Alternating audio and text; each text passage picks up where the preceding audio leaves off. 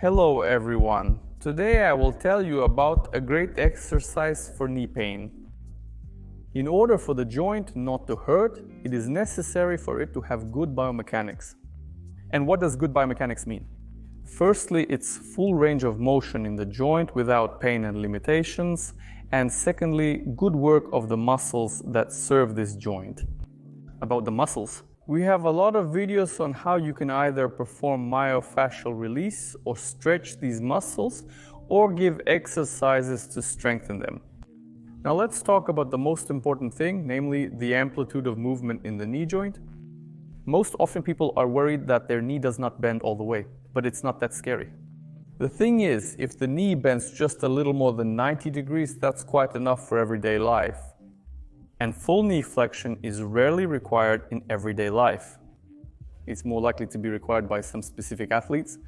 But the extension of the knee joint is very much underestimated, and it is precisely the violation of the extension of the knee joint that will put a strain on the front block of the knee, that is the kneecap, the patellar ligament, the constant swelling and poor reaction to the load. Moreover, this will be a very chronic situation, which will be quite difficult to deal with. Why does the violation occur in the front part of the knee due to the limitation of bending? Let's figure it out.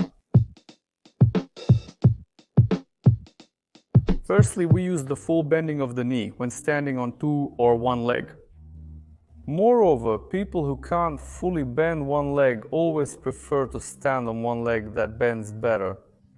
This is related to the energy economy in the body, because when the knee is fully bent, it sort of locks on the ligaments and thigh muscles. You don't have to exert yourself as much just to maintain a vertical position. Secondly, full knee extension is required for us to perform a kick with the back leg. For this, the knee must fully straighten, become firm and less movable again, create a support, and then the foot and big toe push off well and propel us forward. Usually, patients with limited flexion have an uneven gait. The step on the side of the affected leg becomes shorter, which in turn leads to improper work of the pelvis and lower back during walking. Also, this can lead to pain in the sacral and lumbar regions of the spine over time. But the worst part is that during particularly fast walking with wide steps, patients start to develop pain in the knee area and swelling in the ankle area. Another problem will be that the knee cannot rest well at night, because when the knee joint is fully bent, there is decompression between the kneecap and the femur. Therefore, such patients even have some problems with how comfortably they can position their leg at night. So, how can you check if your knees are fully bending? To check the normal range of motion in any joint, the same rule applies. When you bend any joint, say, let's take a finger and bend it back, you should feel a stretch on the side of the soft tissues and feel nothing from the joint side.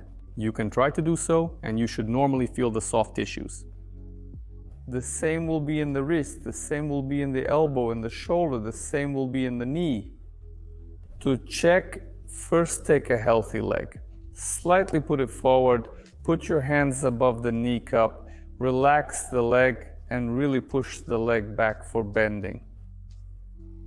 If everything is going well and the feelings are correct, then you should feel an even stretch along the back surface of the thigh and the upper part of the calf muscle.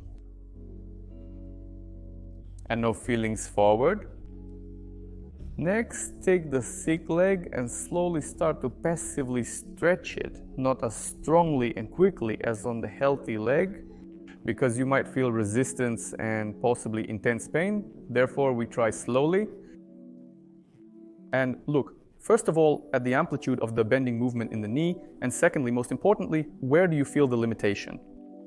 Either you will feel that the muscles have stretched behind, or you can feel approximately in this zone, as one bone resists another, and there will actually be no stretching of the muscles behind.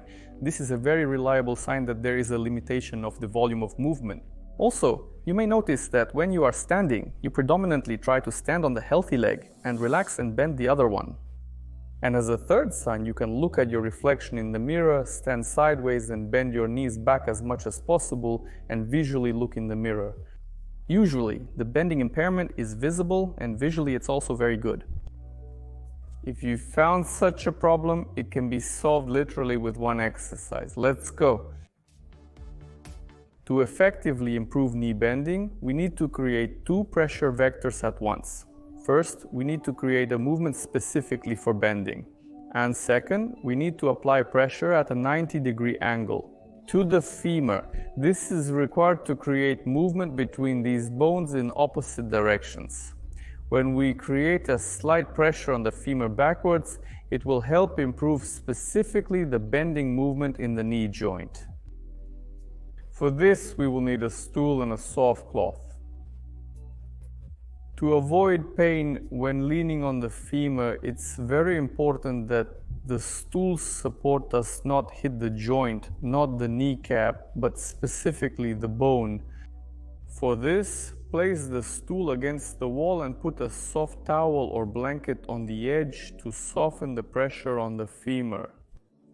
Next, place the injured leg as deep as possible under the stool and straighten the knee as much as you can. Make sure that the pressure is not on the kneecap or the actual ligament above the knee, but on the bone area. Place the second leg slightly back and your hands on the wall. The sore leg is relaxed and not strained during this exercise. In fact, this is such a more dynamic stretch of the joint. Then you start to fall forward a little, and due to the movement of the torso, put pressure on the stool. There will be a feeling that due to the pressure of the stool, the knee begins to bend back. Normally this exercise can be a little painful, but the pain should not increase, shoot and be sharp. It should be a feeling, roughly like during a split when the ligaments and ties are stretched. Repeat this exercise, slightly increasing the pressure about 15 to 20 times.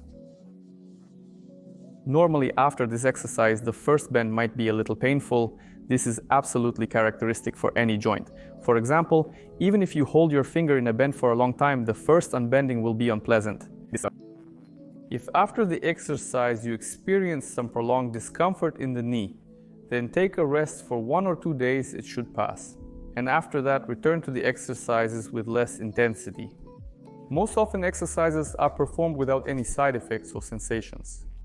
After you make such an approach, be sure to check the movements that were painful for you. Try to do squats, see if there is pain in the knee area. Very often, if the technique is shown, then you can feel a relief of joint lightness as if the blood flow there has increased and the knee is more mobile. Also, you can see what you feel when bending. And most likely you will feel less blockage forward and more muscle stretch on the back surface of the thigh.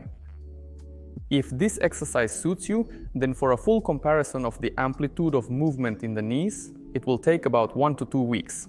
Depending on how actively you will do the exercise, do it 2-3 times daily until the amplitude in both knees is equal. After this, you can stop doing this exercise and move on to your regular fitness program and your favorite sports already without pain in the front part of the knee joint. If you liked this video, give it a thumbs up, subscribe to our Telegram. It will be interesting. See you.